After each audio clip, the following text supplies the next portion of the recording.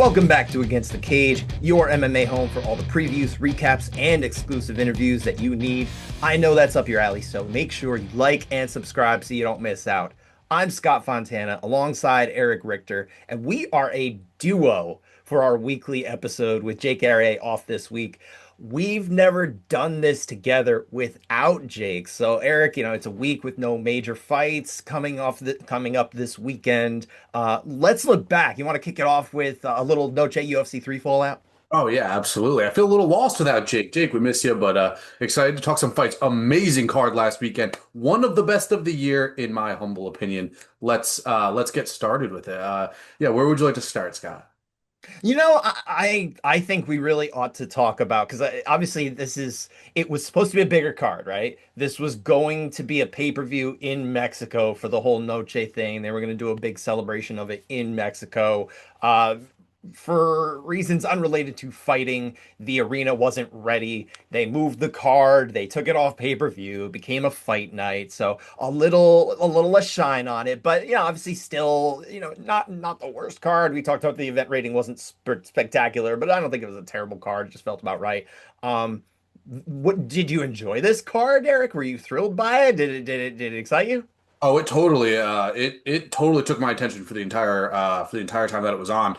I love the way that the UFC is able to get fighters from that area or fighters that claim that area, whether they train there or what have you. Like obviously Diego Lopez, a Brazilian fighter. Hispanic America, of course, yeah. Right. So he's from Brazil, but claims Mexico, trains out of Mexico, moved to Mexico earlier in his life. The crowd is really behind him in that main event spot, but there was other impressive performances as well. Santiago Luna had an amazing knockout early in the card, and the crowd exploded for it. I think that the UFC, and it's very smart. I want them to see them do more of it. Lean into the heritage of your fighters, and it gets the fans into it. It gets the fighters into it. It means a little bit more to the fans, in my opinion. It means a little bit more to the fighters as well. You can kind of tell by the way that they fight, the way that they come in there with the energy, especially the walkouts. Where they're like high-fiving the fans, and it feels a little bigger to me. I'm not sure if you felt the same way, Scott, but it felt a little bigger to me when the fighters feel like they have a little bit more skin in the game, where they have to perform in front of maybe their family or friends or just fellow countrymen. Oh, I mean, obviously, I mean, and this is a long-standing tradition, not only in combat sports, but in the UFC in particular. They like to do that. Obviously, they go to England and they get a lot of English fighters on the card, or British fighters from various parts of the British Isles, and they go all in with that, right? We've seen them go to Sweden and put Alexander Gustafsson up there, and they draw a big crowd. They do that, but I think there is something in particular about Hispanic America's combat sports legacy, its heritage. They've spent generations kind of pumping it up as a big thing, especially with Mexican fighters, right? There's always this big identity about Mexican fighters. I think there is something a little more unique to this particular culture, right? That allows for this to be a thing. Like, I'll give you an example, Eric. Think of like when I think of anyway, the next biggest kind of culture in combat sports, and let's say particularly MMA. My mind initially goes to Russia, specifically Dagestan, right? I think that's like the next closest thing that's starting to come up there. But at that, is that something that makes money, Eric? Like, can they build an event in Russia that's going to make like a ton of money on the Dagestani fighters? Maybe they can. I'm not sure. What do you think?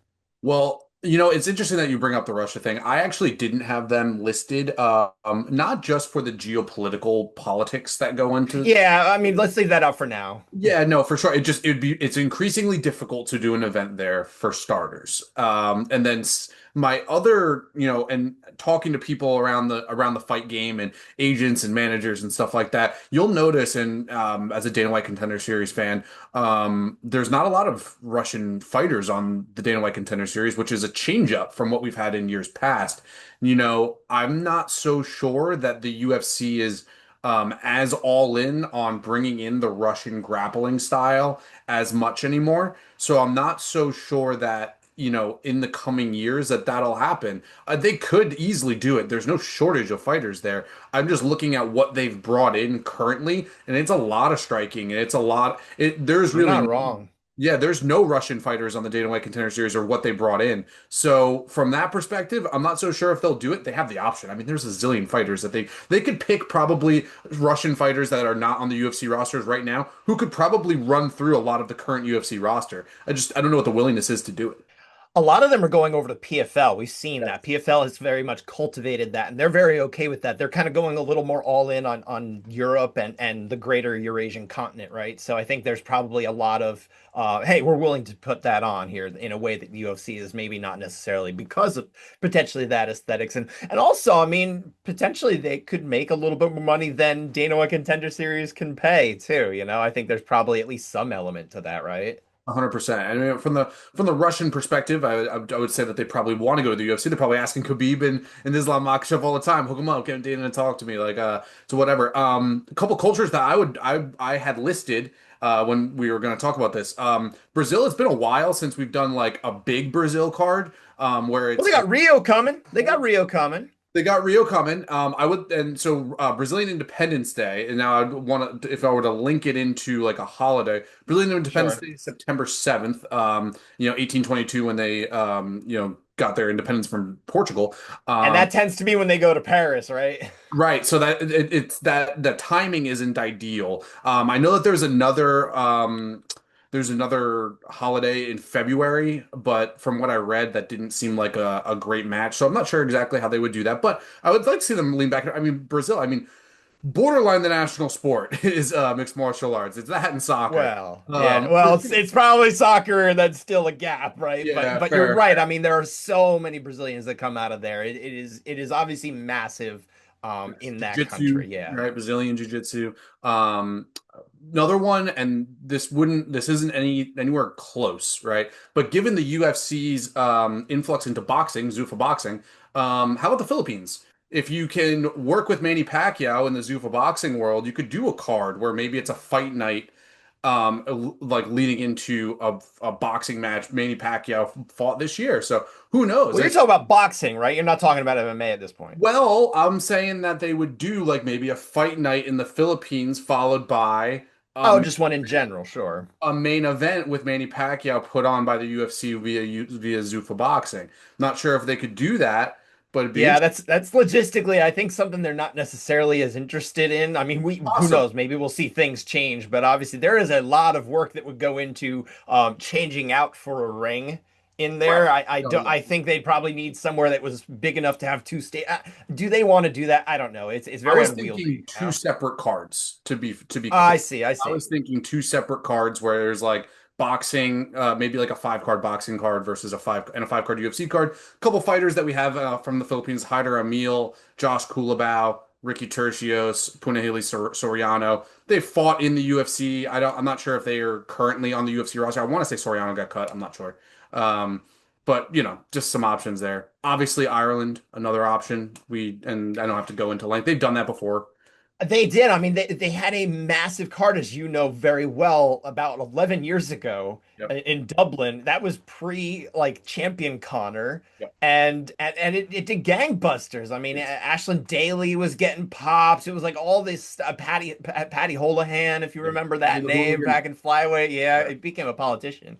Oh, really? I believe he did. Yeah. Yeah. It's So Conor I McGregor. I wish they would have done more of that with Connor, but I feel like without Connor, it's very different. You do have E Machado Gary, right? Yes. There is certainly a name that if they wanted to bring a fight night there, he's someone who could definitely anchor it. I don't know that it's going to be at the same level. I don't know that they have the same investment in the Irish roster, let's say, anymore. But I mean, I get what you're saying. I like when they go on the road. I like when I they love him. do that. I would love to see Yuri Prohaska get a card in the Czech Republic, his Yes. native Czech Republic. That would be fun as well. But if he's the champion, I mean, it's hard for them to say, let's bring a pay-per-view there. I mean, they put fight nights in Prague. Are they going to do a pay-per-view? I don't know. I'm sure if Dana ever heard this, he'd say I'm the biggest complainer ever, and he's probably right. But I would just say that like before I was complaining about too many Apex shows. Now I'm gonna sit here and complain about too many shows in the Middle East where there's not really a loud crowd or sometimes seemingly thrown fighters that are thrown in there that don't really belong. Like Israel Adesanya randomly headlined a card there. That made no sense. Imavov is from Morocco, and then he was there. That was a Made a little. lot of sense, my friend. I hear you. I hear There's a you. lot of sense there. All right. Well, Uh, it does. It's not as yeah, entertaining when the fans aren't don't super disagree. invested in the fights. So I do not disagree. They are not the most let's say aesthetically pleasing. colorful crowd. And I mean, Totally. I don't just mean they only wear white. I mean, I'm talking about they're just not all that excited when they come there. There's a Yeah. lot more muted responses and that kind of thing. My understanding, I don't watch pro wrestling, but my Yeah. understanding is it's kind of a similar thing when they go. The pops that the wrestlers get aren't the same. The superstars, sorry, my bad. Yeah. Yeah. Uh, So yeah. yeah, that's my complaint here. I would like more, like I want it to make sense. I want everyone back to fighting in their hometown. I think that is so fun. And I want that because that's what it used to be forever. Before COVID, that's what it was. You would pretty much Yeah. always fight in your home state. And when you were on the road, I want more of that. Bring that back. And then the last one I had was Australia. We need another Australia card. Hey, next week, dude, you got Perth. Oh, that's right. I meant like a pay-per-view. I meant like a I big card with oh Whitaker, Volkanovski. they do that. Yes, Australia gets their pay-per-views, dude. Like it's always at a weird time for them. Unfortunately, they're on the other side of the that's world and fair. they're beholden to our American timeline, right? And particularly West Coast UFC timeline. So no, I mean they'll go. They'll probably be back at some point, if not next year, the year Yeah, after. I'm I guess sure I'm they just will. being a They're little, always going.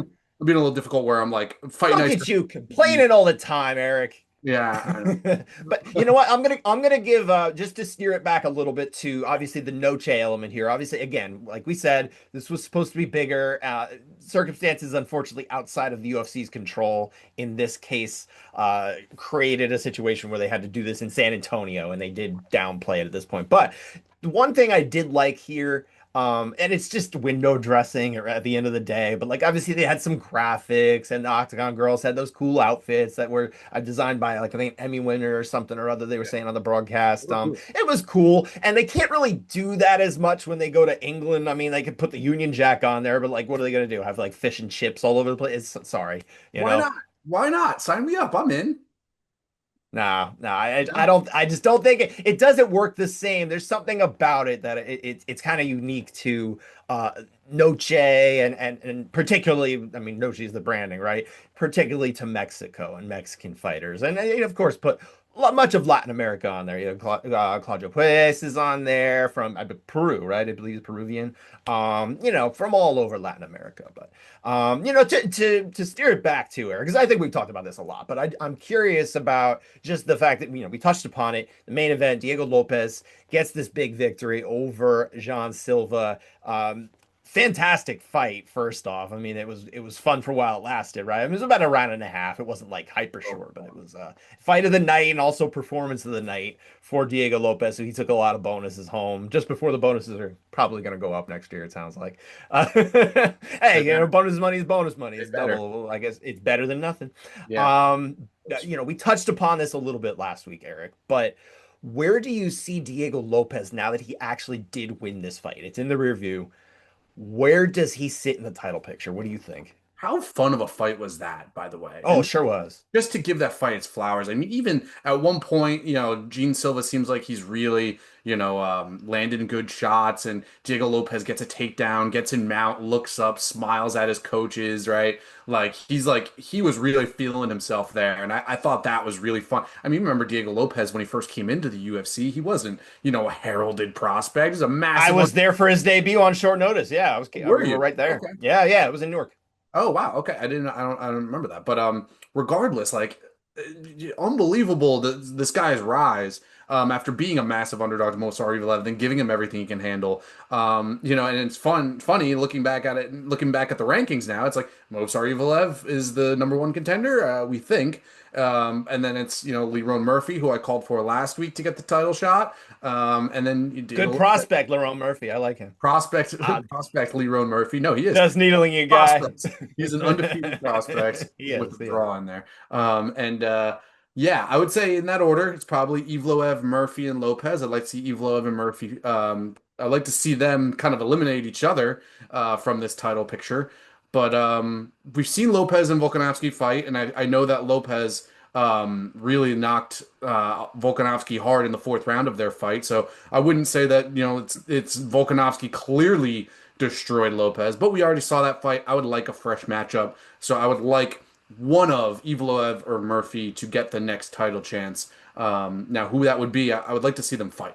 To be No, clear. it's got to be Murphy. Like I'm all aboard Murphy getting the next shot. I cannot. Sorry, it's Muslim Iloyev had his opportunity, and he just couldn't get in the cage. To obviously, he should have probably gotten the title shot even before Diego Lopez. If we're being perfectly honest, right? In a merit-based world, that's what should have happened. It didn't. But he had a fight booked, and he couldn't make that date either. So if he can't make that date, is he going to make it to a title fight that they book? I think the UFC is probably going to be loath to do that, right? So. I think you have to do Murphy. It's a reliable thing. I'm sure he'll make it to the date they want to do. Do they want to do December? I feel like that's where they've been leaning, right? You've been heard Volkanovski talking about December forever, right? So I feel like it's going to happen then. And it should be Murphy. So I like putting Mosar Evlaev against Diego Lopez in that rematch that I talked about last week, kind of talked about here as well. I think the winner gets a title shot off of that. And I think that's a very easy thing because at least there's some really good juice there. There's a story. You can absolutely, if Lopez gets the win over Silva, plus the win over Evloev, knocks off that other guy that we were talking about as the number one guy, gets his redemption. Yeah, you can give him another shot. He had a decent enough showing, like you mentioned, with Volkanovski. I think it was one of those things where expectation bias came in there and he exceeded expectations so much, but didn't necessarily, like, it's not like he was going to win that fight, like, even during that fight. But he had a good showing. I think it's enough. You can make it if he wins that Evloev rematch. That's what I want to see. I hope they do Okay. it. Diego Lopez versus Evloev is your hope for next? That's my hope and dream. And I had it before. I'm going to stick with it. I think it's a nice one. No, I think you're right. I think that's And totally I think the UFC should just do everything I say. okay. Yeah, I mean, hey, raise the bonuses to 250K. Yes, indeed. Yes, indeed. I also want to ask you too. Obviously, the other side of this is John Silva losing, first, losing a little bit of steam on this rocket ship that's been taking him up the rankings. I don't know that he loses a whole lot of shine in and of himself, right? But here's the thing. He is part of the Fighting Nerds. It has been a very tough month for the Fighting Nerds, as we've kind of talked about already a little bit throughout this month. We're at the point now, like kind of all their big guns have started to fizzle out a little bit. Hype train has slowed. It was rolling before. Are they who we thought they were, Eric? Well, they were 19-0 in the UFC at one point, the Fighting Nerds. Obviously, the gym started by Cal Borhalio back in 2014. They've fallen on hard times. They've all lost in this summer. If you count, I believe Ian Gary and Praches fought in May at Kansas City. But regardless, Throughout the year. yeah, yeah, something close to that. Anyway, are they what we thought they were? Well, they're not a bunch of world beaters, right? They're, like Habib's group, right? With Habib and Islam Makhachev. They are who we thought they were. They are pretty much undefeated. Islam got knocked out in I believe, his second UFC fight, way back in the day. In More like than a decade ago at this point. yeah, it Yeah. was a long time ago. Flash knockout, and then after the fact seems kind of fluky more than anything. And then obviously Habib had never lost.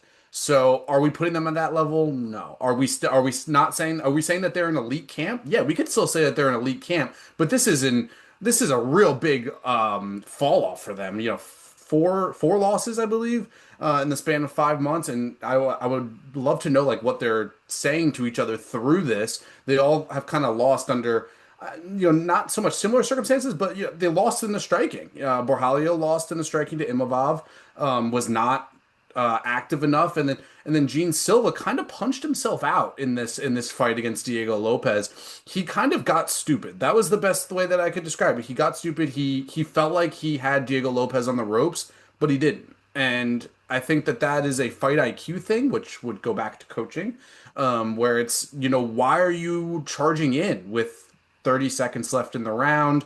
Lopez not as hurt as you thought. I mean, Gene Silva was beat up after that fight, and there was bad blood there too, which I thought was interesting as well.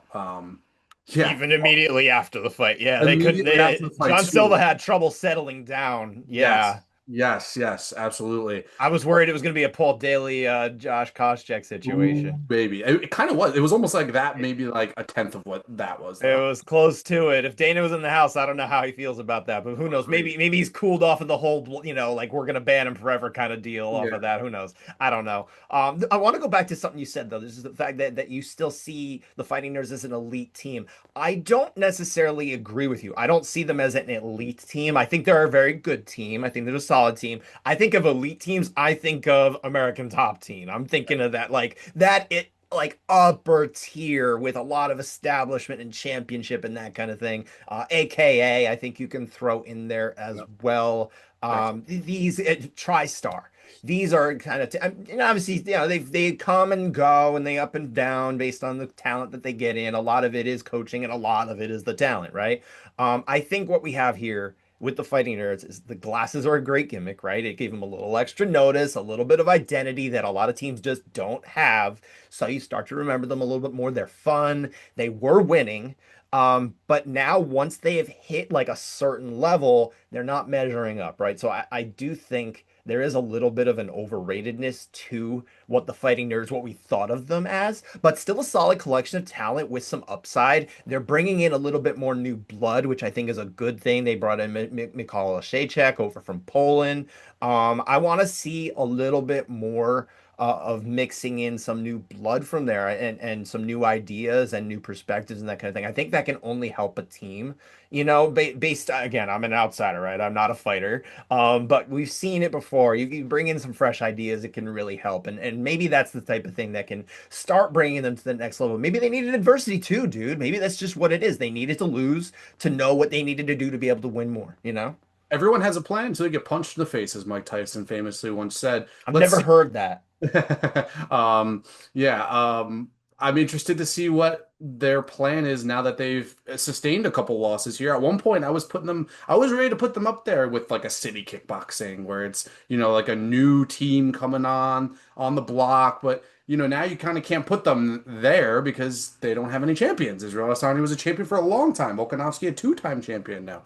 So, Borjalho is the leader of this team, and I would say that he is going to need to be the one to kind of lead them back into the conversation at the top levels of mixed martial arts. So it's going to be on him, and that's a tough, tough place to be.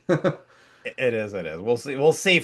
I'm He looking rides the forward to it. I crown. want to see. I do want to see more from them. I'm not writing them off, but I do feel like again, I think now they've started to move down to earth a little bit more. There's probably going to be too much overcorrection. We're going to be hating on them. I don't think it needs to be there. Somewhere in the middle, right? My man Sean Zerillo on the Action Network MMA betting podcast had said that he had Gene Silva as a future champion of featherweight, and that if he fought Alexander Volkanovski, he had him as a favorite. And All due respect to Sean Zerillo, I did not see that for him. I never really did. I think he's a fun fighter. I think he's a very talented fighter, and I think he's a tough fighter for anybody in that like kind of top 10. But I think there's a little too much recklessness in there, and I think that did kind of show up a little bit, right? yeah, no, fair enough. But actually, much deeper down the prelims, there was another fight, Eric, that Yeah. got buried on this one. And it was a little strange. But having watched the 15 minutes of Tatiana Suarez getting the win over Amanda Lemos, I think we at least understand a little bit why it was not prominently placed. It did not produce a very aesthetically interesting fight. The winner, Suarez, did a lot less actual fighting than Amanda Lemos, who got much closer to winning that fight in a stoppage way, but you can't really score the fight for her is the problem. I did. You did. I Oh, did. okay, I okay. gave it 29. Suarez had like, I think it was 16 significant strikes. I'm looking at that off the top of my head, but I believe it You was took is 16. round two the one that yeah? Is Yeah, that what I you gave did? Lemos Okay, round I will two. give you that. I can understand that. I can It actually was see that a close. little bit more. Yeah, no. And then if But you like the tough part is that choke. How close is that choke, right? How much can we sway the round on that choke? I think I don't know. And not only that, but like, and then in the third round, she loses the 4.5 minutes. But then the end 30 seconds, Suarez is, holding on for dear life there Yeah. as Lemos just coming on strong. I had Lemos 29-28. I have a hard time rewarding Tatiana Suarez for only landing 16 significant strikes and so much cage push. It's impressive that she's able to grapple and lift up her opponent, hold her there, and then slam her to the mat. That is significant and that is worth something. However, the striking was just so not there, and it wasn't even attempted. So Yeah, for and me, that's worth very little, that thing you said. I mean, it really isn't worth a you ton. think But so? I mean, the fact that she was not able to do a whole lot, Lemos, I think, other than that choke, it really comes down to how much you can give that choke with. Chokes are tricky to score, right? How close is it? How much can we weigh? It is damage. It's constituted as damage, as we've talked about recently with the new clarifications of the scoring. But to what degree? And that's where it gets tricky, right? Yeah, absolutely. So for me, like bad fight. That was a bad fight. And It was Suarez, a bad fight. it did not get her any like, and I know she moved up in the rankings actually. I don't know if you saw the UFC's rankings, but they actually moved her up to number one. And I'm not sure. Again, it's not in a meritocracy. We've talked about this in the past, but I think that And that also the panel of people who are doing these rankings may not be the most dialed in or prestigious or most respected on the whole yes, as there are in mixed martial arts journalism being what it is. right. So Yeah, I mean, but they moved her up there. She's right there. She's over Jan Janan, and then it's Tatiana Suarez and Verna Jandiroba. That's your strawweight title picture, basically. It's those three fighters. It's the champion, and then it's Zhang and Weili. it's the well, Zhang Weili is gone. Obviously, we have the two who are vying for the vacant title, Oh, is right? that officially That's where vacant? we're at. Yeah, no, they I believe Dana had, when he announced the fight, said that yes, Zhang Weili has vacated the title. Maybe what they mean is that it will vacate the moment the fight starts. We've sort of seen that before. I'm not entirely sure. It's really just logistics. It doesn't matter. Okay. But yeah, I guess the question that I would have for you, and I certainly have my thoughts that I'll share after, but do you think Suarez is next? Like who, if it's not her, who would it be? Well, so I didn't realize that the title had been planned to be vacated. I was thinking Verna Jandiroba versus Zhang Weili would be my choice. If But Zhang we know Zhang Weili's fighting at the Garden. She's fighting against Right. yeah. No, I understand that. I'm just saying that Mm. like maybe after that, if she were to go, Yeah, no, she's leaving it behind. okay, leaving it behind. So in that case, it'd be Verna Jandiroba versus Tatiana Suarez for the belt. But Um, no, but Jandiroba needs to beat Mackenzie Dern. That's the title fight for the belt. So the winner of that fight, oh, yeah. that is announced already? Oh my Yeah, goodness. that was part of the dude, that's at the Garden. Or no, it's not the Garden. I'm sorry. That one is Yeah, part of the that's announcement from the Garden, and it is taking place in Saudi. okay. I must have missed that. I knew that Verna Jandiroba and Valentina Shevchenko were fighting. So it's Dern Yeah. versus Jandiroba for the belt. Yeah, yeah, we Okay. talked. I think we talked about this a couple weeks ago, right? Yeah, yeah. It's for the belt. This will determine the champion. So those two are off the board. They're not contenders. They're fighting for the title. So after they settle the dust on that, and someone walks away ostensibly with the belt, unless there's something crazy happen, we've seen vacant belts continue because of a draw. What do you think? It's got to be Suarez next, or is there someone else who you'd put ahead? Well, that kind of just changed up my entire picture of this weight class. But now that I look at it now, well, let's see who wins it, see how that fight goes first. If Dern were to win, her against Suarez, those grappling exchanges would be pretty interesting, don't you think? Um, I would say, yeah, I If would, she can get it down, we haven't seen the same Tatiana Suarez. I feel like this whole year, this was not a great fight. We see her mauling women. no. This is not what's happening anymore. So I don't know she's had an extensive history of injuries and battling cancer, right? So her body has been through the rigors that I don't wish upon anybody. And it's wonderful that she's been able to get back to this point and be able to have this career that she is still having and potentially can still even reach the top. But it's not looked great, has it? No, it didn't look good, especially this past weekend. And, yeah, at one point, she was like one of those fighters getting like 11 takedowns in a minute. I think she had the record for most takedowns per round in the UFC. It's just not that same level of dominance. At one point, we're calling her like the Khabib of the women. It's She just had victories over the strawweight champion Carlos Barza and the flyweight champion Alexa Grasso. And I believe they held those titles concurrently, if I'm not mistaken. So at one point, she had a win over the champions from two divisions, which is yeah. why I was so high on her being able to potentially do that. I've certainly come off of the idea of her winning at 125. 115 is where she ought to be. Yep, yep, absolutely.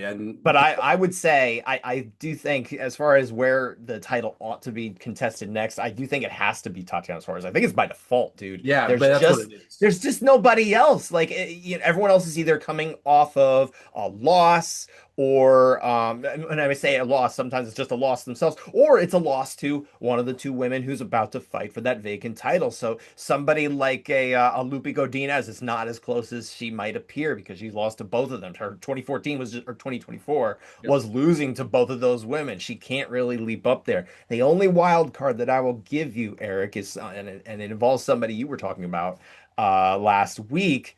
Is there is a fight coming up in December. Yasmin Lucindo is fighting Jillian Robertson. Yes. And I think it's more if Lucindo wins, especially impressively, there is the potential for her to leap up into that picture and maybe get a title shot.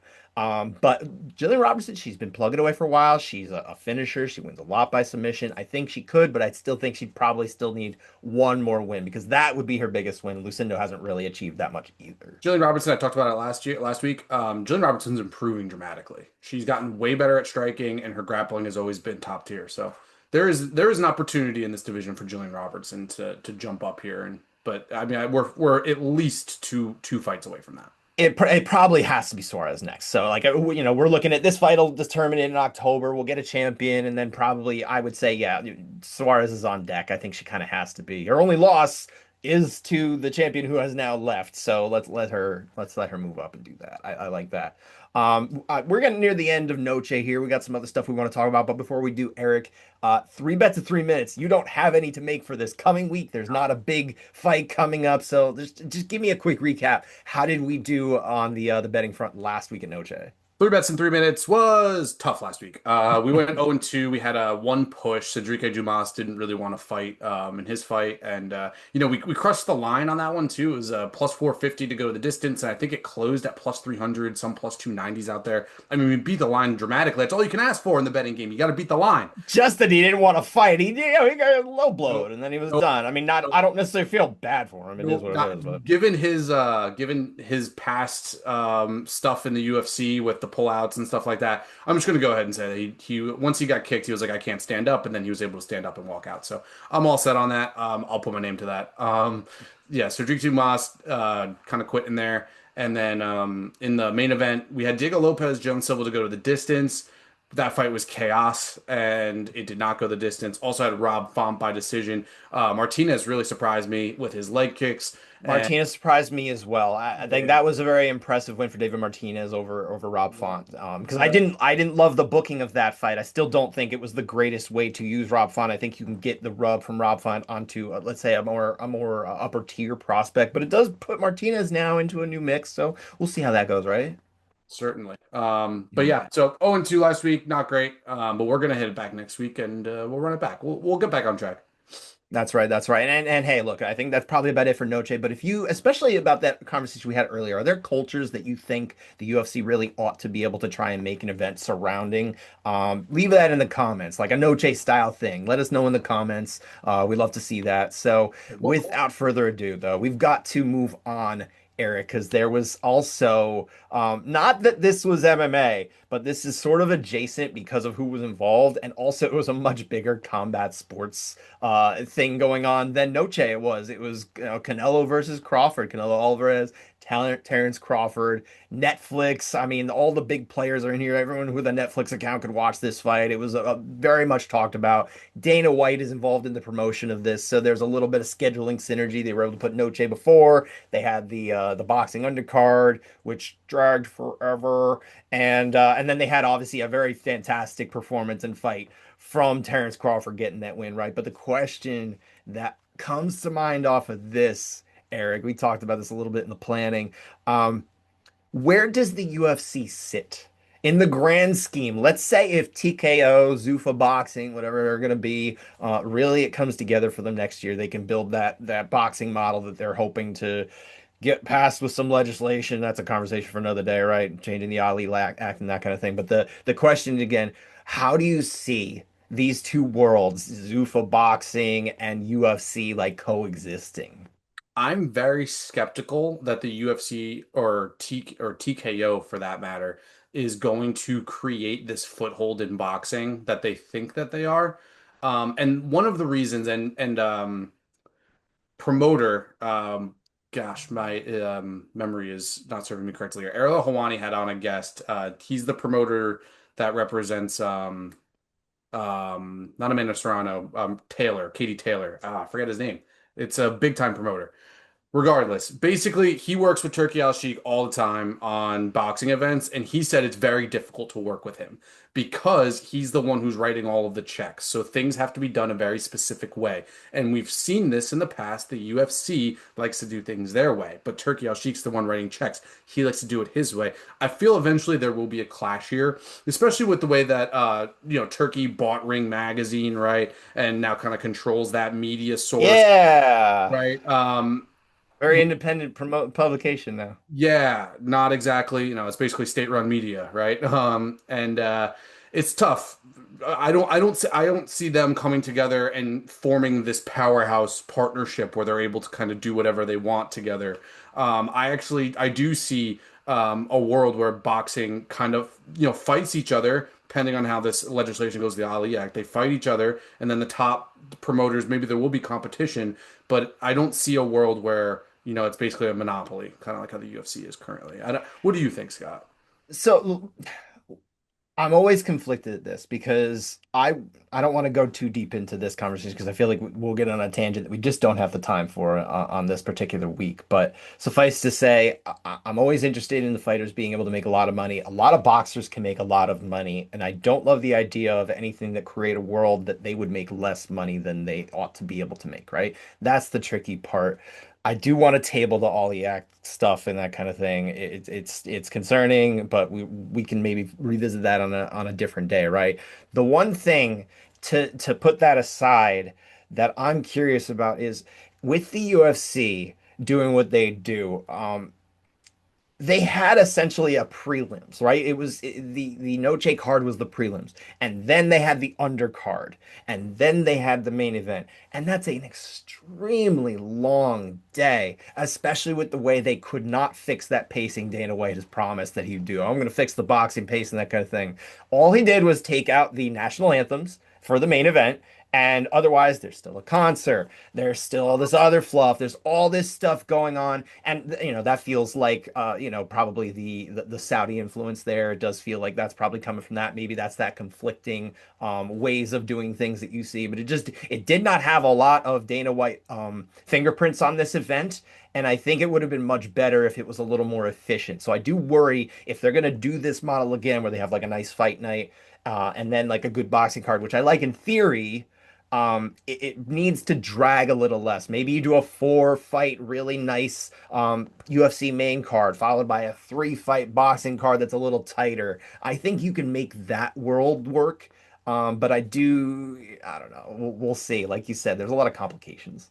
Yeah, yeah, like I was And saying, we like don't even know what the world would look like, right? We don't even know that this legislation is going to pass. And if it doesn't pass, the UFC can't do what they want to do.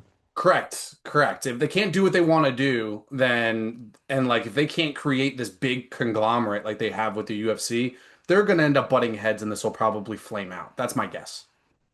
Well, that remains to be seen. There's too many machinations and things going on behind the scenes, especially for us to really know. But I'm hopeful that if that world comes, maybe it can be a fun thing for at least the fans.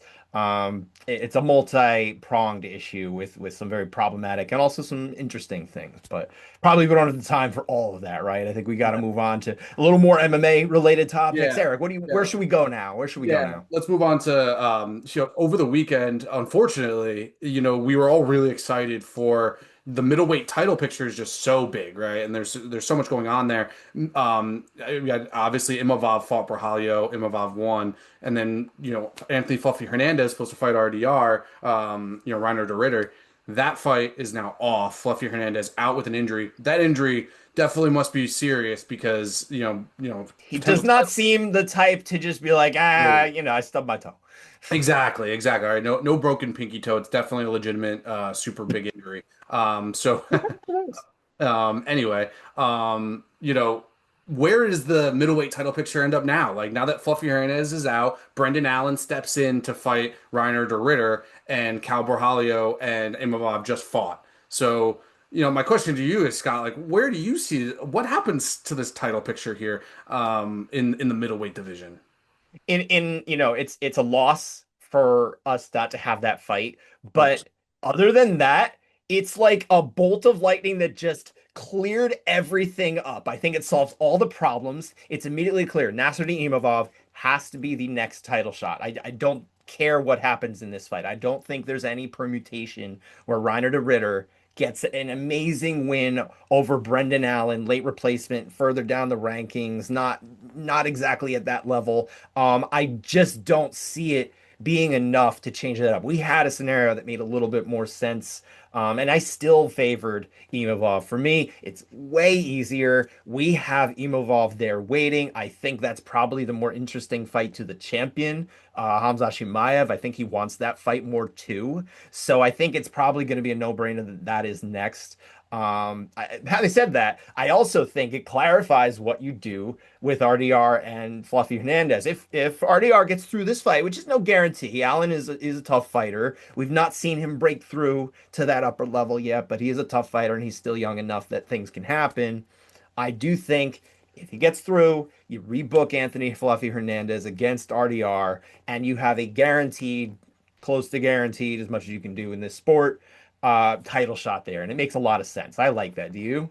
Yeah, I would say that Imavov's definitely the fight to make here, and I think that he's a really tough matchup for Hamzat Chimaev, especially size wise. Hamzat Chimaev can't really bully you with the size in this division with Yeah. Imavov and RDR for that matter. But I think the fans are the biggest losers here. Anthony Hernandez versus Reiner de Ritter was a really really exciting fight to me. So Vancouver was going to have a fun one. Yeah, it's less now, unfortunately. certainly less. I'd like to actually see what the odds are for RDR versus Brendan Allen. I'm not sure if they're out yet, but weird fight. It's Brendan Allen stepping in, kind of a well-rounded fighter, but starts kind of slow, and then They're both well-rounded too. That I like about it. they're both well-rounded. Now, it depends on how you look at like where they are when they start their fights. Like Brendan Allen makes a lot of weird technical errors in his fights, and then Reiner de Ritter, we've seen him like really come out of the gates hot in a lot of these fights, especially against Bo Nickel there. So I don't know, like where do you see this fight playing out between these two, Brendan Allen versus Reiner de Ritter? What do you mean as far as playing out, like how the fight will go? I don't Like know. how the fight will I haven't go. given it deep thought yet. As far as analytically speaking, but I guess my initial reaction is I do think it can be a very entertaining fight. I could see it going the distance. I do think both of these guys are tough outs, so I think it would be something along those lines. But I guess I could see RDR, like I said, I kind of see him getting through this fight. So that's where I really sit as far as that goes. Did you But the like the Brendan question, Allen? Did you like the Brendan Allen matchup? Did you like that they chose him? you know, I don't love it. And let me preface by saying we don't know how a lot of the backstage worked. We don't know how the negotiations worked. We don't know how many people were offered and or declined or whatever. We can kind of surmise that okay, recent activity puts a few people out. Suspension to Sean Strickland that takes him out of the picture. There's also some names that are probably just too big to take that fight on short notice on a fight night. So it's not like Israel Adesanya is going to step in. Dricus du Plessis is not going to step in. So your options are limited, but I'll give you a name that, based on not knowing everything about it, about the scenario, Michael Venom Page. I think Mm, him versus Reiner de Ritter would have been a really fun fight. I think it raises the stakes. Also, granted, Page had also just fought last month, so maybe this is a quickish turnaround for him. should have taken But if he would have taken him, he was talking about fighting in Brazil, wasn't he? He was talking about Carlos Prates, and this is a couple weeks later, when I so interviewed. there's a little extra time. Who knows? I would have loved that one. I think that would have been a better fight. But again, I don't know how this played out. Maybe that was an option that was declined. Maybe it just wasn't on the table. I don't know. Yeah, I mean, when I interviewed him, he said that he wanted to fight 4 or 5 times this year, and I think he's fought two or three. So Yeah, I mean that would line up. He could have taken that fight. Maybe they just didn't get to him, or maybe he had a little bit more money expectations than someone like a Brendan Allen did, and dollars and cents and all that, right? So who correct. knows? Correct. Yeah. Well, no fights this weekend. This would typically be the time where we preview the upcoming card, give you an event rating. I'll give you three bets in 3 minutes. You'd walk out making millions of dollars, and everybody gets to retire. But unfortunately, there is no UFC this weekend. But Scott, there is some regional MMA that we can go over. Do you want to kick us off there? There is always regional MMA. I want everyone to who's listening at home, who's watching at home, if you only watch the UFC and maybe the occasional PFL fight, there is so much going on that you probably would enjoy.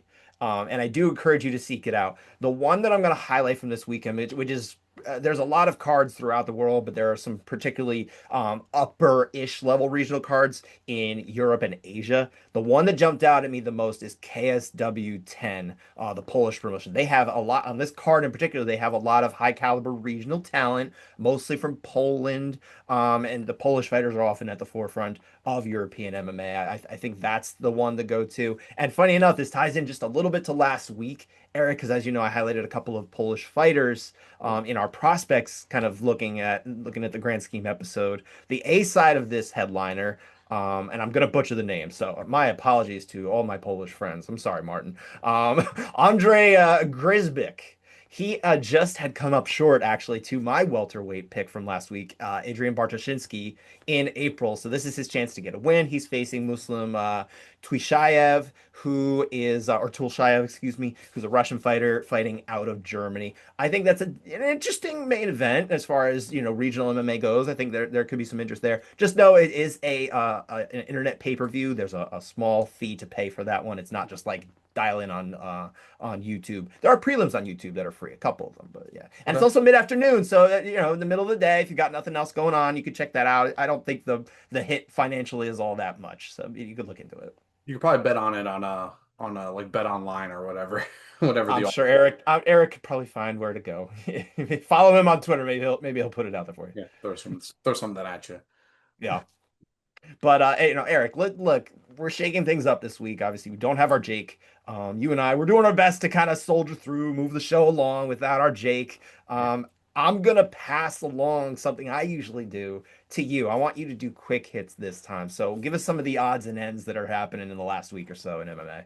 Yeah, absolutely. Let's hit some quick hits here. Dana White was on the Impulsive podcast with Logan Paul, giving I've said pretty much everybody the update on the UFC White House card, which will now be in June. Now, an important update is that he says that this will air on CBS, which is very noteworthy because when the UFC Paramount deal was announced, $7.7 billion, everyone had expected most of the cards would be on Paramount Plus so that they can get more subscribers. This will be on CBS, so everybody will be able to at least be able to watch that one on free TV. Speaking of the UFC White House card, Conor McGregor announced that he has been dropping out of the race to be the president of Ireland, not necessarily giving up his long-term He ambitions. wasn't quite in the race, like he was just kind of hoping to be right. He's just giving it up. Yeah. Well, there's a lot of stuff with even Dana White saying like they're begging to get him off this card because he's gonna win it. Stuff like that. So, not necessarily giving up his long-term aspirations for politics. I'm sure that him potentially fighting at the White House card is related in some way to him having political aspirations. I digress. Another one, not great news again. PJ Penn arrested again for violating his restraining order against his mother. And this is the fifth time he's been arrested this year in his native Hawaii. Another man who also had political aspirations in Hawaii. UFC Perth next weekend, not this weekend, loses his co-main event with Ibao Aslan, sorry, suffering Got it. an injury. So his fight with Junior Tafa is now off. That was announced earlier today. And some sad news: Thomas Gervasi, longtime combat sports writer for outlets like The Ring, like we talked about, and UFC.com, has passed away at the age of 57. UFC PR head Lene Breckenridge had a really good post about him on social media. If you guys want to go check it out. A lot of he is a very big figure in terms of combat sports writing. He's very well known. He's been doing it a long time. Venerable figure. I don't never had the privilege to meet him, and I wish I did because everybody said just glowing things. But I appreciated his work from afar. I do hope some of you go seek out some of that and find it. His voice is missed and his work is missed. I appreciated that. So, pour one out and remember Thomas Gervasi. Absolutely, yeah. And those are your quick hits. Kind of light this week. No fights this weekend, so there's not a whole lot to go. Not a whole lot of news coming out, but there'll be more throughout the next week. And obviously, we're in the home stretch at this point. We did our quick hits. We're almost done. We've almost made it 1 week without Jake. I don't know how we're doing it, but we're getting there, right? We're on the final round. This is the part where I tend to take over and I give you guys some homework. We go over homework. I'll give you the this week in MMA. So let's start with last week's homework. Maybe we'll talk about it with Jake too next week. I feel like we'll find a way. Nick Diaz versus Paul Semtex Daly, Strike Force 14 years ago. Weirdly enough, with the UFC St. Pierre versus Shields advertising on the canvas, because this was not long after the purchase of. God, it was such a weird time. This is probably even before you were watching, but for me, it was very strange. Yes, it means a lot for the old. I guess we'll call me an old head or an unk or whatever I'm called now, right? What did you watch this fight before? Had you ever seen it before I signed it? Yeah, I watch fights all the time, especially when I'm on the treadmill. It's something that kind of give me that little extra boost if I need to get through something. So at one point, Mhm. back in maybe like 2018, when I was like really getting into MMA, I was like, Reddit, what are the best fights in the world, best fights that have ever happened? Paul Daly, Nick Diaz definitely popped up for me. I've watched this fight a bunch of times. So fun. Nick Diaz, this is where he became one of my favorite fighters ever. Nick Diaz is actually one of my favorite fights of all time, and it's actually not even this one. And we can do a favorite fights of all time list at some point when we get there. But I think uh, one day you're gonna assign that fight. I think I know the one you mean, and we're gonna save that yes, for you to sign one day. That's gonna be your yes, homework for us. yeah. That it's just so fun. Yeah, UFC, and he wasn't in the UFC at this point. I believe that was a contract. almost. Was it a contract standoff at this point that he was having? I my Gosh, I'm trying to remember the details of that.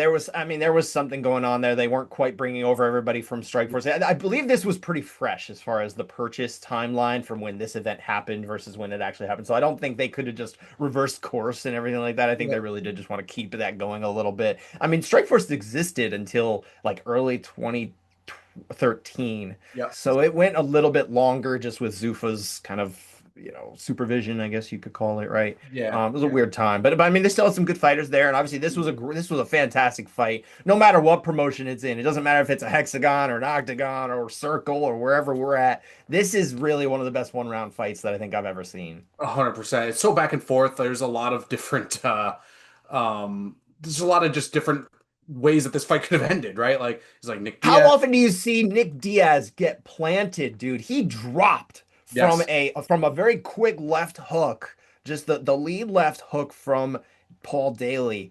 He had so much power, dude. Like I don't know how much Paul Daly you've watched, but anyone out there, this isn't homework, but if you want, just go find more Paul Daly fights. He hits so hard, Yep. so hard. And he fought Tyron Woodley right after this.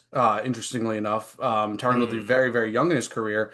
He fought Tyron Woodley right afterwards. That was his final fight in Strikeforce. So mm. when I was like going through his records, I was like, man, like he has fought the who's who in MMA. Even and it's a shame that he got kicked out of the UFC. But man, is this fight He did what unbelievable. he did, but yeah, I know. Nick Diaz not known as a striker, at least not at this point. He was very, very well known for his jiu-jitsu, and he was like pretty underrated wrestling, right? His boxing was starting to come to the fore. I think we knew he had it, but it didn't. It later did become almost his identity, right? The boxing. I 100%. mean, it's more Nick. I feel like than, or excuse me, Nate than Nick as far as the boxing. Everyone thinks of him, the Stockton slaps and that kind Yeah, of the thing. dirty That is boxing. both of them, I feel like even more we think of Nick because Nick did the boxing, right? He went on and boxed Jake Paul. He did all this stuff, right? Right, absolutely. The Yeah. unfortunate thing, and obviously the suspension, Nick Diaz would later get suspended for marijuana use. This would, Very I complicated. believe Yeah. he'd only fight five more times, including Yeah. 2021's fight against Robbie Lawler, which arguably never should have happened. It's a bummer. Yeah, I could have done without that fight. A bummer. I frankly, I hope he just gets his life in a place where he's happy and safe, and that's all we really want for any of these men and women who've been fighters, right? We Right. watch them, we laud them, we appreciate them, we like what they can do for us, we entertain, and we just me personally, I hope that they go on and just enjoy their life from what they were able to do. And sometimes it's tougher to get there, but strength to say Nick Diaz and getting there. We've got it. Look, if you've got thoughts on this fight before I move on to the next one, if you've got thoughts on this fight, throw them in the comments. Do you remember watching it like I do, turning on Showtime and watching this fight live? Throw it in the comments. Give me a little bit of nostalgia as well. I like to live it up with you guys. We've got some more homework though for you guys, and since we don't have any fights this weekend, no major live fights. If you're not gonna tune into that KSW card, I'm gonna build like a sort of card out of two for you. This is your homework, Eric, and you too, Jake. I know you're watching. Your Yeah. homework is this: the 2003 Pride Middleweight Grand Prix, which took place over two events, and we're just gonna watch the tournament fights. There's seven fights to watch. The two events you're gonna go find. You can go find them on UFC Fight Pass or methods that you're of your own free will. Total Elimination 2003 and Final Conflict 2003. Elimination is where we had the quarterfinals. They did the semifinals and finals in one night at Final Conflict. So you got seven fights in total. I'm going to give you the eight-man field, Eric, because I don't think you've watched this, have you? I definitely You're have. you're gonna know most of these names, I think, but the eight-man field consisted of Vanderlei Silva, and we're talking about prime Vanderlei Silva here. Chuck Liddell, who was the UFC's entrant into this one. It was a very unique Yes. Okay, I situation. remember this. This A was lot of people know about this. Yes, yes. Quentin Rampage Jackson, much smaller, Alistair Overeem, more like Undereem rather than Ubereem. Kazushi Sakuraba, because this is a light heavyweight. It's called middleweight, but they fought at 205. This is ostensibly the light heavyweight class. Just that's how Pride called it, right? Kazushi Sakuraba, total legend from Japan. Hideko Yoshida, well-known judoka and great fighter from Japan. Murilo Bustamante, the former UFC middleweight champion, and also Kiyoshi Tamura. So that is your eight-man field. Check it out. I think you're gonna have fun with these fights. I think you will like it, Eric. I'm excited. Yeah, I'm excited. It'll be fun to watch, some like actual high quality, heavyweight fighting. Um, Light heavyweight, like or him. well, technically middleweight, but yeah, 205 Yes. pound. Scott, what's this weekend MMA? All right, I'm going to take you back 12 years now. We're looking at September 21st, 2013, UFC 165. I bet you watched this at one point or another, if not live. John Jones passes the toughest test of his career. 5-round thriller. He wins against Alexander the Mauler Gustafsson, retains that light heavyweight title. This fight is now in the UFC Hall of Fame. You know about it. You've heard about it, I'm sure. Maybe even watched it. So I feel like it's almost like, can I really give this as homework? Everybody's watched this. But honestly, I don't know about you, Eric. But when I watched this fight, number one, I watched it in Costa Rica. I was on vacation, so I watched it through Spanish language programming for free instead Wow. of pay-per-view. That was interesting. I want to say Fabricio Verdum might have been on like the commentary for this one or something like that because he speaks multiple languages. But I watched this fight in recent years. And I feel like the drama of whether John Jones was actually going to win is a little overplayed. It was probably a little bit of expectation bias, I think, in the terms of Gustafsson actually being a very stern test for Jones. But having said that, classic fight anyway, terrific fight. It was a fun one. Did you watch this one live? Were you already watching? I was not watching live. I have Okay. seen it multiple times. Are Sure, you saying sure. that you may have scored it for John or? No, well, no, absolutely. I scored it for John. Yeah, I don't. I think it's harder to score it for Alexander Gustafsson than maybe some people started to think it was. I believe, it was a unanimous decision, for Jones Mhm. anyway. But it was one of those things where the narrative, like John gets off to a rougher start, and he's got to kind of climb back out of it. That was the first time we saw that. I think there's a little bit of circumstantial evidence in here that kind of changed the way we look at that fight live. Going back, it's a little different. But again, aesthetically, it's still a fun time. It doesn't really matter. There's still good drama to be had. So much fun. First time he was ever taken down, I believe, too. Everyone's like, "Oh I my God, he believe you're took down right. John Jones." Well, Yes, that another expectation thing. No one thought saw that coming, right? exactly, exactly. Well, that'll do it for final round. Scott, anything else before we wrap? No, I think we're good. Jake, we made it. We don't need you anymore. See you later. No, I'm kidding. We welcome you back next week. But this was fun, Eric. I had a good time with you. Hope you guys had a Yep. lot of fun listening to us. If you did enjoy it, or you think you're going to enjoy it next week even more when Jake is back, make sure you like and subscribe. We are Against the Cage. Thank you very much, and we'll see you next week.